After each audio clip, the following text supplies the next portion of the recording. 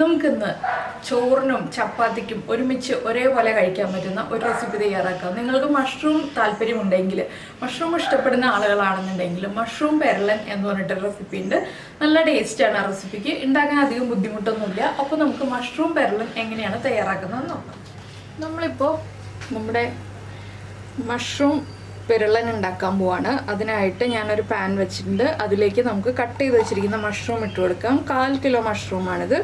ഇതിലേക്ക് ആദ്യം ചേർക്കുന്നത് ഉപ്പാണ്. മഷ്റൂമിന് ആവശ്യമായിട്ടുള്ള ഉപ്പ്, ഒരു 1/2 ടീസ്പൂൺ മഞ്ഞൾപ്പൊടി, 1/4 ടീസ്പൂൺ എരിവുള്ള മുളക് പൊടി, 1/4 ടീസ്പൂൺ കുരുമുളക് പൊടി. ഫ്രഷ് ആയിട്ട് പൊടിച്ചെടുത്ത കുരുമുളകാണ്, നമ്മൾ വീട്ടിൽ തന്നെ പൊടിക്കുന്ന കുരുമുളകാണ്.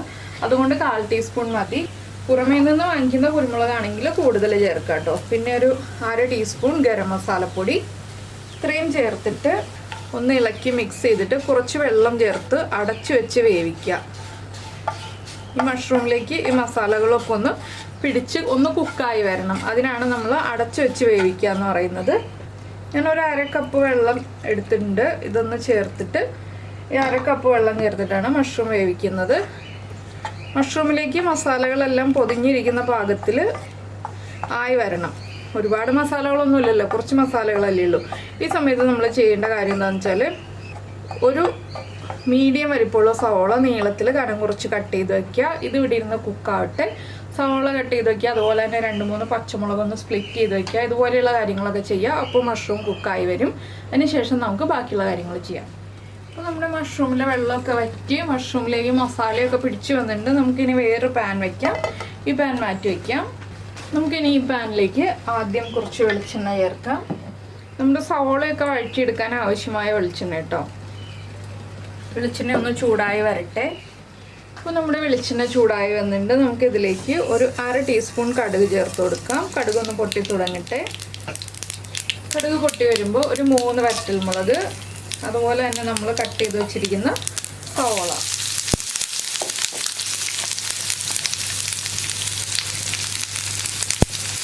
പിന്നെ ചേർക്കുന്നത് 2 തണ്ട് കറിവേപ്പിലയാണ്. ഇതെല്ലാം ചേർത്ത് നന്നായിട്ടൊന്ന് വഴറ്റിയെടുക്കുക. ഇതിലേക്ക് നമുക്ക് സവോളയ്ക്ക് ആവശ്യമായിട്ടുള്ള ഉപ്പ് മാത്രം ചേർത്ത് കൊടുക്കാം. എന്താണെന്ന് വെച്ചാൽ നമ്മൾ മഷ്റൂമിൽ ഉപ്പ് ചേർത്തതാണ്. ഉപ്പ് കൂടിപ്പോരുത്. അതുകൊണ്ട് സവോളയ്ക്ക് ആവശ്യമായിട്ടുള്ള ഉപ്പ് ഞാനിപ്പോൾ ചേർക്കാൻ പോവാണ്. ചെറിയൊരളവിൽ ഉപ്പ് ചേർത്തിട്ടുണ്ട്. ഇനിയിപ്പോൾ സവോള ഒന്ന് കളറ് മാറി വരുന്നത് വരെ നമ്മൾ ഇളക്കി കൊടുത്തുകൊണ്ടിരിക്കുക. സവോള കട്ട് ചെയ്യുമ്പോൾ എപ്പോഴും സ്ലൈസ് ചെയ്തെടുക്കുക കേട്ടോ, നീളത്തിൽ കനം കുറച്ച്. എന്താണെന്ന് വെച്ചാൽ തിക്നെസ് കൂടിയിട്ടുണ്ടെങ്കിൽ നമ്മുടെ ഈ ഒരു കറിക്ക് അത്ര സുഖം ഉണ്ടാവില്ല. അതുകൊണ്ടാണ്. പിന്നെ നിങ്ങൾക്ക് പുളി ആവശ്യമാണെന്നുണ്ടെങ്കിൽ ഒരു നന്നായിട്ട് പഴുത്ത തക്കാളിയുടെ ഒരു 1/2 പോർഷൻ ആഡ് ചെയ്യാം. ഞാനിപ്പോൾ തക്കാളി ഒന്നും ചേർക്കുന്നില്ല. അപ്പോൾ ആവശ്യമാണെങ്കിൽ ചേർത്ത് കൊടുക്കാം നമുക്ക്. നമ്മുടെ സവോളയൊന്ന് കളർ മാറി വരട്ടെ. അപ്പോൾ നമ്മുടെ സവോളയൊക്കെ കളർ മാറി വന്നിട്ടുണ്ട്. നമുക്കിനി ഇതിലേക്ക് കുറച്ച് പൊടികൾ ചേർക്കാനുണ്ട്. ഒരു 3/4 ടീസ്പൂൺ മഞ്ഞൾപ്പൊടി. 3/4 ടീസ്പൂണാണ് മഞ്ഞൾപ്പൊടി അല്ല കേട്ടോ, സോറി, മല്ലിപ്പൊടി. അതുപോലെ തന്നെ ഒരു 1/4 ടീസ്പൂൺ ഗരം മസാലപ്പൊടി. നമ്മുടെ സവോളയ്ക്ക് ആവശ്യമായ മസാലകളാണ് നമ്മളിപ്പോൾ ചേർത്ത് കൊടുക്കുന്നത്. ഇത് രണ്ടും ചേർത്ത് നന്നായിട്ടൊന്ന് ഇളക്കി കൊടുക്കുക. ഇതിലേക്ക് ഒരു 2 പച്ചമുളകും കൂടി നമുക്ക് സ്പ്ലിറ്റ് ചെയ്ത് ചേർക്കാം.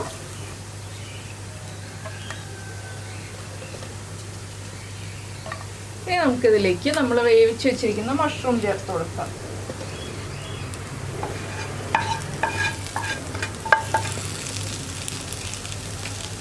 ഇതെല്ലാം ചേർത്ത് നന്നായിട്ടൊന്ന് ഇളക്കി മിക്സ് ചെയ്യുക. ഇതിൽ സവോളയാണ് കൂടുതലുണ്ടാവുക, സവോളയുടെ ടേസ്റ്റാണ് കൂടുതലുണ്ടാവുക. ചെറിയൊരു മധുരത്തോടു കൂടി നല്ല എരിവുള്ള റെസിപ്പിയാണ് കേട്ടോ. നല്ല എരിവുണ്ടാവും. കുട്ടികൾക്കൊക്കെ കൊടുക്കാനാണെങ്കിൽ നിങ്ങൾ കുരുമുളക് പൊടിയുടെയും മുളക് പൊടിയുടെ ഒക്കെ അളവിൽ വ്യത്യാസം വരുത്തുക. ഇനി നമുക്ക് വീണ്ടും അടച്ചു വയ്ക്കാം. ഒരു 5 മിനിറ്റ് ഇത് ലോ ഫ്ലെയിമിൽ അടച്ചു വെച്ച് കുക്ക് ചെയ്തെടുക്കുക. ഈ മഷ്റൂമിലുള്ള മസാലകളൊക്കെ നമ്മുടെ സവോളയിലേക്ക് ഒന്ന് പിടിച്ചു വരുന്ന രീതിയിൽ ഒന്ന് അടച്ചു വയ്ക്കുക. അപ്പോൾ നമ്മുടെ മഷ്റൂം നമ്മൾ അടച്ചു വെച്ചിട്ട് ഒരു 5 മിനിറ്റായി. ഞാനൊരു പ്രാവശ്യം ഇളക്കി കൊടുത്തു. ഇനി ഒന്ന് ടേസ്റ്റ് ചെയ്ത് നോക്കുക, ഉപ്പും എരിവൊക്കെ കറക്റ്റാണോ എന്നുള്ളത്. ഉപ്പ് കുറവാണെങ്കിൽ ഉപ്പ് ചേർത്ത് കൊടുക്കുക. എരിവ് കുറവാണെങ്കിൽ കുരുമുളക് പൊടി ചേർത്ത് കൊടുക്കുക. വേറെ മുളകൊന്നും ചേർക്കരുത്. ഈ പച്ചമുളകിൻ്റെ എരിവ് ഉണ്ടാവും. അപ്പോൾ എല്ലാം ടേസ്റ്റ് ചെയ്ത് നോക്കി കറക്റ്റ് ആണെന്നുണ്ടെങ്കിൽ ഫ്ലെയിം ഓഫ് ചെയ്യുക. ചപ്പാത്തിയുടെ കൂടെയോ ചോറിൻ്റെ കൂടെയോ പൊറോട്ടയുടെ കൂടെയോ അപ്പത്തിൻ്റെ കൂടെയോ ഒക്കെ കഴിക്കാം.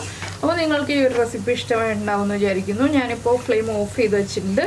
അപ്പോൾ നിങ്ങളിതുപോലെ മഷ്റൂം ചെയ്യാറില്ല എന്നുണ്ടെങ്കിൽ മഷ്റൂം ഒന്ന് ചെയ്ത് നോക്കൂ, നന്നായിട്ട് ഇഷ്ടപ്പെടും.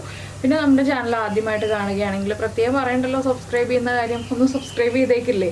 പിന്നെ ലൈക്ക് ചെയ്യാനും കമൻറ്റ് ചെയ്യാനൊന്നും മറന്നു പോരുത് കേട്ടോ. അപ്പോൾ നമുക്ക് നമ്മുടെ അടുത്തൊരു റെസിപ്പിയുമായിട്ട് അടുത്ത ദിവസം വീണ്ടും കാണാം.